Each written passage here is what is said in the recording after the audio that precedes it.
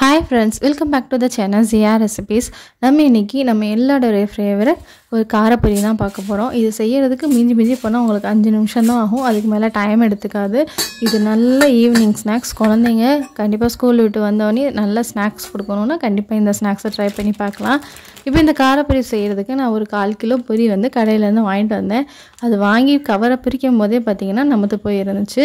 இப்போ நீங்களும் கூட பூஜைக்கெல்லாம் பொரி வாங்கி அது மீதி இருக்கும்ல அந்த பொரியை நீங்க இந்த மாதிரி ட்ரை பண்ணி பார்க்கலாம். பாருங்க பொரி எல்லாமே நமத்து இருக்கு. இப்போ இந்த காரப்பொரி செய்யிறதுக்கு நான் ஒரு 20 பல் பூண்டு எடுத்துர்க்கேன். பூண்டு வந்து சின்ன பூண்டா எடுத்துக்கிட்டீங்கன்னா உங்களுக்கு டேஸ்ட் பொரியோட சாப்பிறதுக்கு நல்லா இருக்கும். அதே மாதிரி பூண்டு உங்களுக்கு எவ்வளவு தேவையோ அந்த அளவுக்கு நீங்க எடுத்துக்கலாம். பூண்டு நிறைய பிடிக்கும்னா நிறைய கூட சேர்த்துக்கலாம்.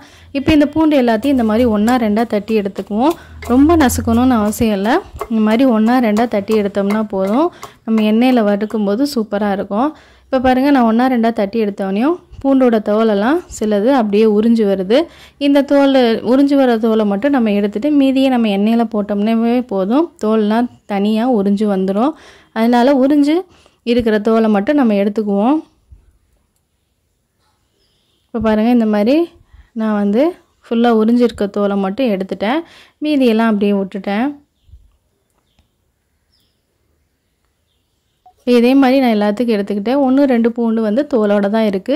இது நம்ம எண்ணெயில போடும்போது சரியாயிரும். இப்போ இத அப்படியே தனியா எடுத்து வச்சிருவோம். இப்போ ஒரு கடாயில 50 ml நான் தேங்காய் எண்ணெய் சேர்த்திருக்கேன். அதாவது 1/4 கிலோ பொரிக்கு 50 ml தேங்காய் எண்ணெய் சேர்த்திருக்கேன். தேங்காய் எண்ணெய் வந்து உங்களுக்கு ஃப்ளேவர் பிடிக்கும்னா சேர்த்துக்கோங்க. ஏன்னா எங்க ஊர்ல சைடுலலாம் பாத்தீங்கன்னா மசாலா பொரி, காரப்பொரி எல்லாத்துக்கும் நாங்க தேங்காய் எண்ணெய் தான் சேர்த்துவோம். எனக்கும் அந்த ஃப்ளேவர் பிடிக்கும்ங்கனால நான் தேங்காய் எண்ணெய் சேர்த்திருக்கேன். நீங்க தேங்காய் எண்ணெய்க்கு பதிலா ரீஃபைண்ட் ஆயில் கூட சேர்த்துக்கலாம். இப்போ அந்த தேங்காய் எண்ணெயில நம்ம தட்டி வச்ச பூண்டை சேர்த்து மீடியம் ஃப்ளேம்ல நல்லா வதக்குவோம். இப்போ பாருங்க அதோட தோல் பாருங்க இந்த மாதிரி தானா உறிஞ்சு வந்துருச்சு. எண்ணெயில போட்டு வறுத்து எடுத்தோனையும் இப்போ இந்த தோலை தூக்கி போட்டுட்டு பூண்டை வந்து நல்லா வறுத்துக்குவோம். இப்போ பாருங்க நல்லா கலர் மாறி இந்த மாதிரி மொறுமொறுன்னு பூண்டு வர்ற வரையும் வறுத்துறணும். இப்போ இந்த பூண்டு வறுத்ததுக்கு அப்புறமா 1 கப் அளவு பொட்டுக்கடலை, 1 கப் அளவு நான் வந்து நிலக்கடலை எடுத்துர்க்கேன். இந்த நிலக்கடலை பாத்தீங்கன்னா வறுத்த கடலை. இது வறுக்காததும் விக்கும். நீங்க வறுக்காததா இருந்தா ஃபர்ஸ்ட் நிலக்கடலையை சேர்த்து வறுத்ததுக்கு அப்புறமா பூண்டு, பொட்டுக்கடலை எல்லாம் போட்டுக்கலாம். இது வறுத்த கடலை அப்படிங்கறனால நான் பொட்டுக்கடலை, நிலக்கடலை எல்லாத்தையுமே ஒண்ணா போட்டு ஒரே ஒரு நிமிஷம் நம்ம லைட்டா சூடு பண்ணா போதும். இதுக்கு அப்புறமா கருவேப்பிலை சேர்த்துக்கலாம். கருவேப்பிலை உங்களுக்கு தேவையான அளவு சேர்த்துக்கோங்க. உங்களுக்கு நிறைய பிடிக்கும்னா நிறைய சேர்த்துக்கோங்க.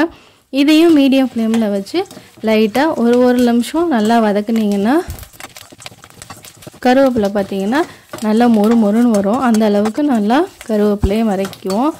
மொறுமொறுன்னு இருந்தா தான் பொரியோட சாப்பிறதுக்கு நல்ல டேஸ்டா இருக்கும். இப்போ பாருங்க கருவேப்பிலையோட கலர் நல்லா சேஞ்ச் ஆயிருச்சு.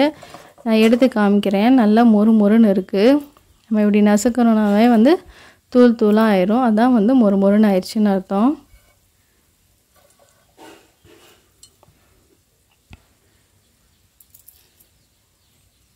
இப்போ பாருங்க கருவேப்பிலை நல்லா மொறுமொறுன்னு ஆனதுக்கு அப்புறம் ஃப்ளேமை ஃபுல்லா லோ ஃப்ளேம்ல வச்சிட்டு ஒரு 1/2 டீஸ்பூன் அளவு மஞ்சள் தூள், 1/2 டீஸ்பூன் அளவு மிளகாய் தூள் சேர்த்துக்கலாம். மிளகாய் தூள் வந்து நீங்க காரத்துக்கு தகுந்த மாதிரி சேர்த்துக்கலாம். நான் வந்து குழந்தைங்க அதிகமா எங்க வீட்ல சாப்பிடுவாங்க அப்படிங்கறனால காரம் கம்மியா சேர்த்திருக்கேன். உங்களுக்கு காரம் அதிகமா பிடிக்கும்னா நீங்க காரம் அதிகமா சேர்த்துக்கோங்க. அதே மாதிரியே லோ ஃப்ளேம்லயே வச்சு ஒரு 2 நிமிஷம் இந்த மிளகாய் தூள், மஞ்சள் தூள் அதோட வந்து ஒரு 1/4 டீஸ்பூன் பெருங்காயத்தூளும் சேர்த்து லோ ஃப்ளேம்ல வச்சு வதக்கிக்கோங்க. அப்பதான் வந்து உங்களுக்கு கரிஞ்சு போகாது. இல்லாட்டி மிளகாய் தூள், மஞ்சள் தூள் எல்லாமே கரிஞ்சு போயிடும். ரொம்ப லோ ஃப்ளேம்ல வச்சு இத வதக்கணும்.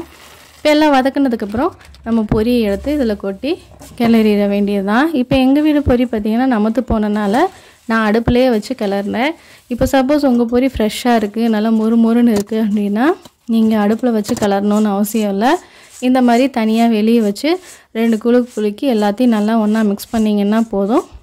பொரி சூப்பரா ரெடி ஆயிடும். நான் வந்து நமத்து போயிடுச்சு அப்படிங்கறனால இந்த மாதிரி குலுக்கிட்டு திரும்ப ஒரு தடவை அடுப்புல வச்சு நல்லா mix பண்ணேன். அடுப்புல லோ ஃப்ளேம்ல வச்சு ஒரு 2 நிமிஷம் சூடு பண்ணோம்னா நம்மளோட பொரி நமத்து போன பொரி நல்லா ஃப்ரெஷ்ஷா மொறுமொறுன்னு வந்துரும். அதே மாதிரி நீங்க வந்து உடனே வந்து பொரியை போட்ட உடனே நல்லா mix பண்ணிரணும். அப்பதான் அந்த எண்ணெய் சூடா இருக்கும்போதே பொரி நல்லா ஃபுல்லா ஈவனா மஞ்சள் தூள், மிளகாய் தூள் எல்லாமே கோட் ஆகணும். சப்போஸ் நீங்க கொஞ்சம் எண்ணெய் ஆறிடுச்சு அப்படினா சரியா கோட் ஆகாது. மேலே எல்லாம் ஒட்டாது. அதனால் எண்ணெய் சூடாக இருக்கும்போதே உடனே இந்த மாதிரி கிளறிடுங்க. இப்போ அடுப்பில் ஒரு 2 நிமிஷம் இந்த மாதிரி கிளறிக்கிட்டே இருந்தோம்னா நம்மளோட நமத்து போன பொரி சூப்பராக முறுமுறுன்னு வந்துடும். ரொம்ப நேரமும் பொரியை வச்சு கிளறக்கூடாது. இப்போ பாருங்கள், பொரி வந்து இந்த மாதிரி உடஞ்சிச்சின்னா ஃப்ரெஷ்ஷாக முடிஞ்சிச்சு, நல்லா மொறுமொறுன்னு ஆயிடுச்சுன்னு அர்த்தம். திரும்ப நம்ம ஃப்ரெஷ்ஷாக பொரி இருக்க மாதிரியே இதுவும் இருக்கும். பொரியும் வந்து ரொம்ப நேரமாக அடுப்பில் வச்சு வறுக்கக்கூடாது. அப்புறம் வந்து பொரி ஃபுல்லாக சுருங்கி போயிடும், அதாவது ரொம்ப கடுகு முடுக்குன்னு ஆயிரும்.